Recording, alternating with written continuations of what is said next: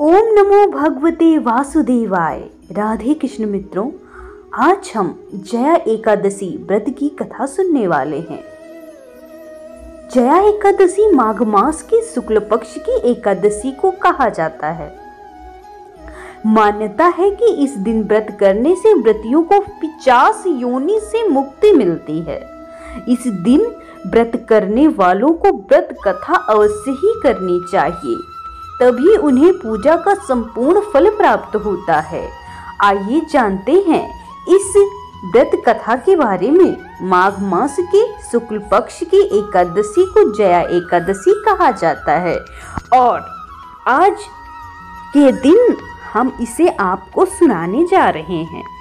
इस एकादशी व्रत के महत्व के बारे में विष्णु पुराण में बताया गया है कि इस दिन व्रत रखने वालों को कभी भूत पिशाच वगैरह की योनि प्राप्त नहीं होती। इस व्रत से उपासक को अग्निष्टोम यज्ञ के तुल्य फल प्राप्ति होती है। व्रत करने वाले व्रतियों को इस दिन जया एकादशी की व्रत कथा अवश्य सुननी चाहिए। आइए जानते हैं जया एकादशी की कथा विस्तार से। जया एकादशी व्रत कथा। भगवान कृष्ण ने युधिष्ठिर से कहा, एक बार इंद्र की सभा में अप्सराएं नृत्य कर रही थी। सभा में प्रसिद्ध गंधर्व पुष्पवंत, उसकी लड़की पुष्पवती तथा चित्रसेन की स्त्री मालिनी और उसका पुत्र माल्यवान भी थे।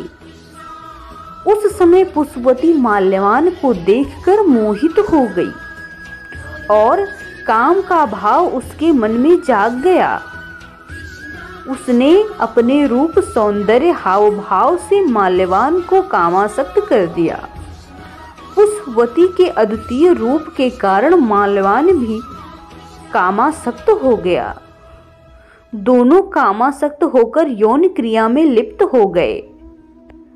उन्हें अलग करने के लिए राजा इंद्र ने दोनों को बुलाकर नाचने का आदेश दिया। इंद्र का आदेश सुनकर दोनों ही नाचने लगे, लेकिन कामातुर होने के कारण सही से नृत्य नहीं कर पा रहे थे। इंद्र सब समझ गए और उन्होंने क्रोधित होकर दोनों को शाप दे दिया कि तुम दोनों स्त्री पुरुष के रूप में मृत्युलोक में जाकर पिशाच का रूप धारण करो और अपने कर्मों का फल भोगो। इंद्र के शाप के कारण दोनों हिमालय पर पिशाच बनकर दुखपूर्वक जीवन व्यतीत करने लगे। दोनों को पूरी रात नींद नहीं आती थी। एक दिन पिशाच ने अपनी स्त्री से कहा, ना मालूम हमने पूर्व जन्म में ऐसे कौन से पाप किए हैं जिससे हमें इतनी कष्टदायी पिशाच योनि प्राप्त हुई है। तभी एक दिन अचानक दोनों की भेंट देवर्षि नारद से हो गई।